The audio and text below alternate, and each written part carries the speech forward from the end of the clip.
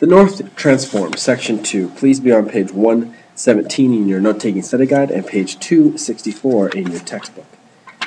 We're going to first look at a chart of all of the key inventors and inventions.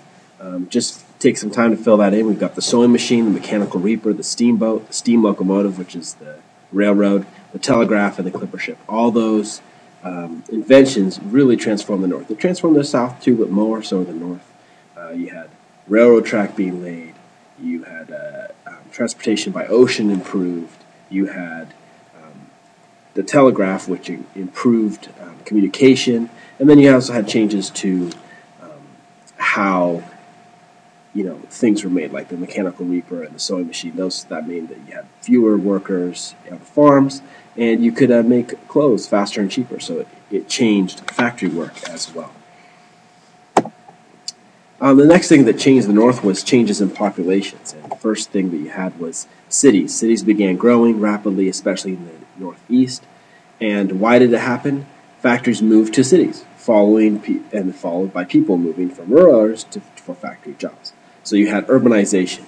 And cities faced the spread of disease and the threat of fire. And many people died because of those reasons. Next thing that happened was immigration. Millions of immigrants came from West Europe, particularly Ireland and Germany. And that was due to the Irish came to escape famine, and the Germans came to escape failed revolutions.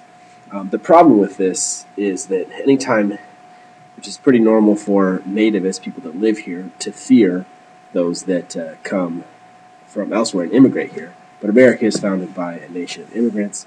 The fear of immigrants is called xenophobia, the fear of foreigners.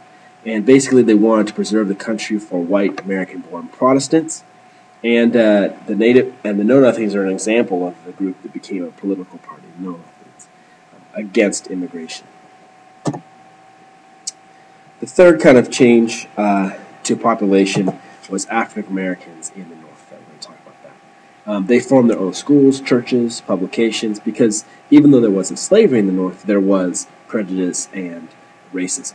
And why did this happen? Is many schools and public facilities in the North were segregated. Okay, so like I said, they were segregation, there was racism, but there wasn't slavery. They faced discrimination. They were often denied the right to vote. Not everywhere, but they were denied the right to vote. And many times, they weren't allowed to work in factories or skilled trades. So they were kind of marginalized, even menial jobs in factories where there wasn't a lot of skill involved, they were still denied from working in those places.